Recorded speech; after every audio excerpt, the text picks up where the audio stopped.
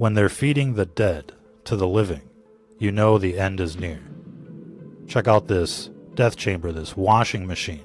They call it aquamation, where they liquefy the dead and then dump the remains down the drain to be recycled into the municipal water supply.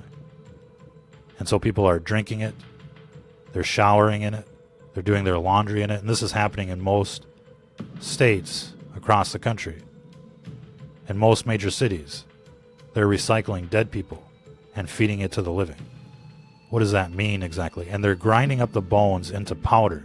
They call this calcium phosphate, which is going to be used for food processing, undoubtedly.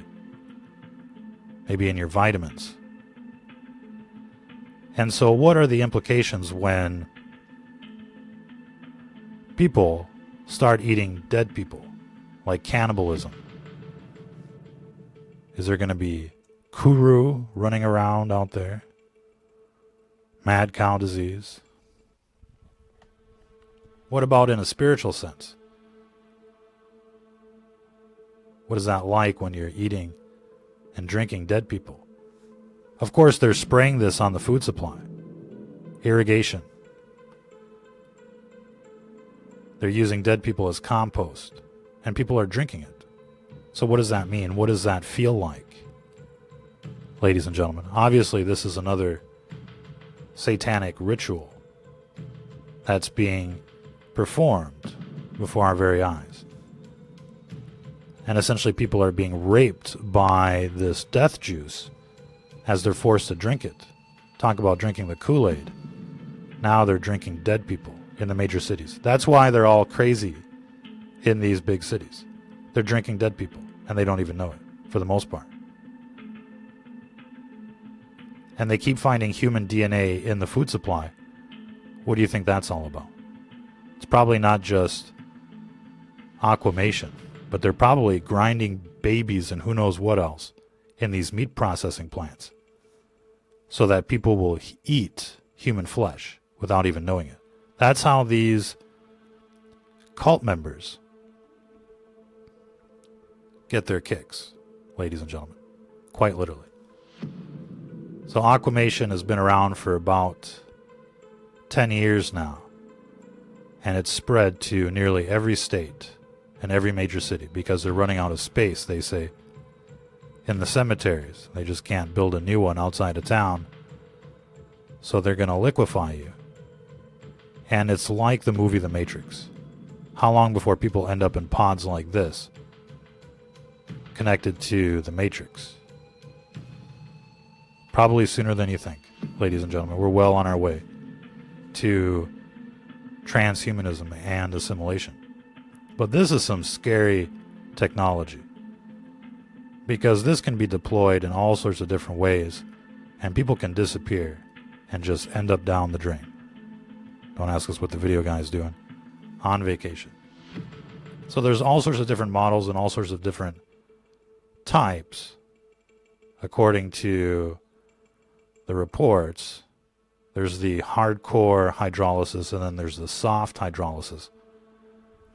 And the difference is the temperature and the time it takes to dissolve a body. It can take between 3 hours and 8 hours.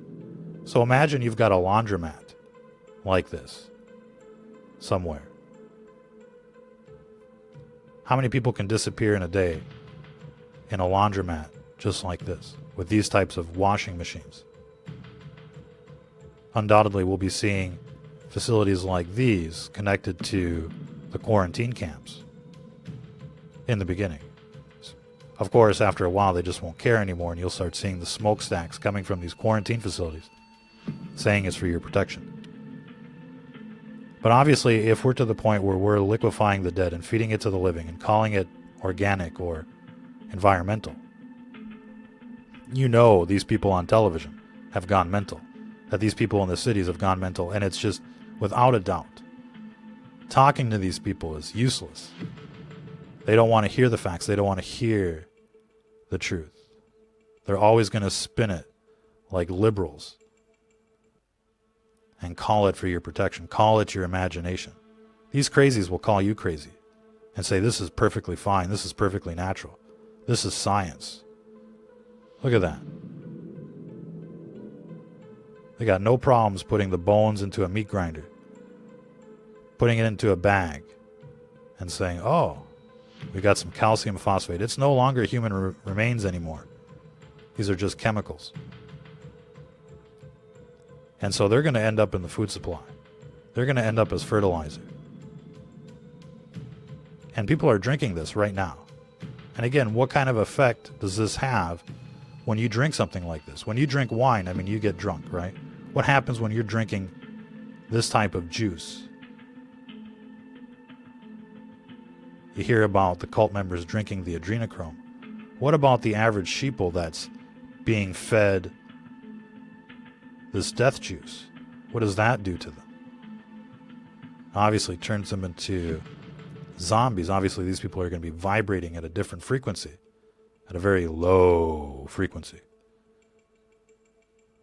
But you just can't imagine dumping this into the water supply. But they do. You've heard of the expression from crap to tap. Pardon that expression, but that's what they're doing. They've been feeding people, you know what, literally, not just on the television, but literally, they're feeding people crap.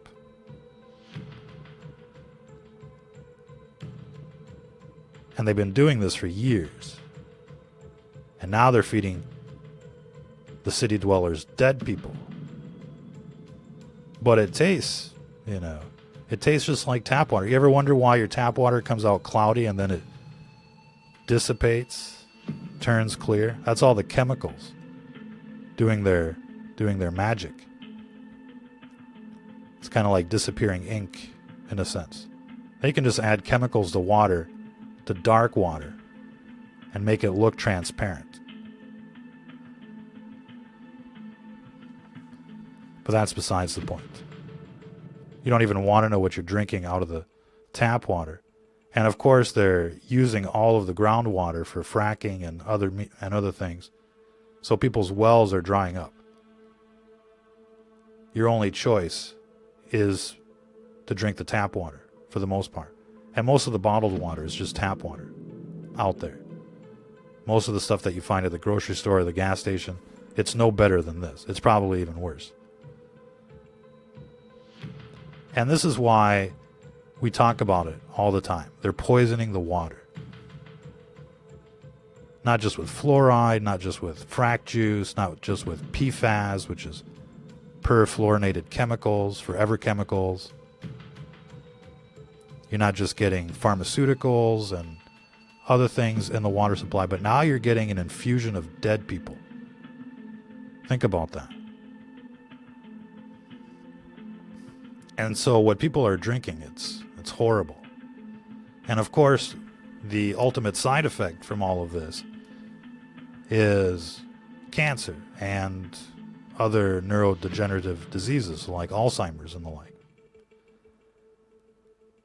But they're never going to link it to the source. They're just going to say, oh, well, looks like you got the cancer. Here comes the chemo. Here comes the radiation, right? Because that's big business.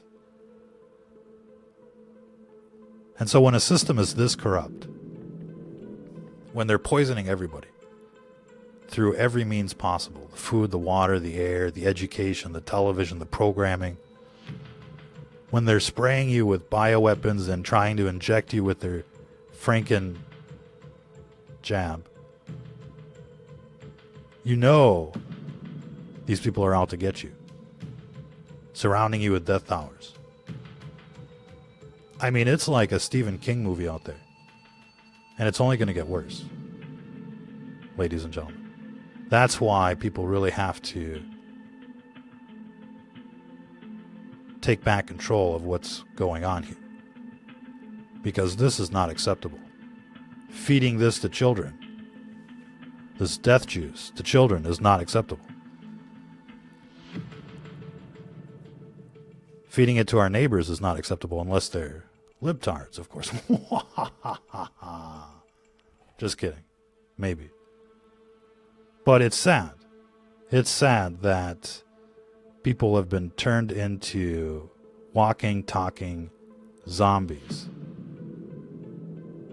A literal echo chamber for the mainstream media. That's all they can do is repeat what's on television. It's so sad. It's such a sad world that we live in right now, especially in these cities.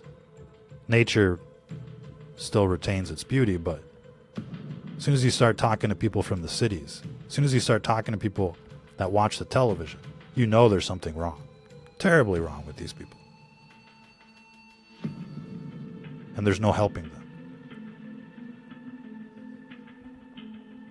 And so it's a sad situation. It's a very sad situation, but there needs to be a reset.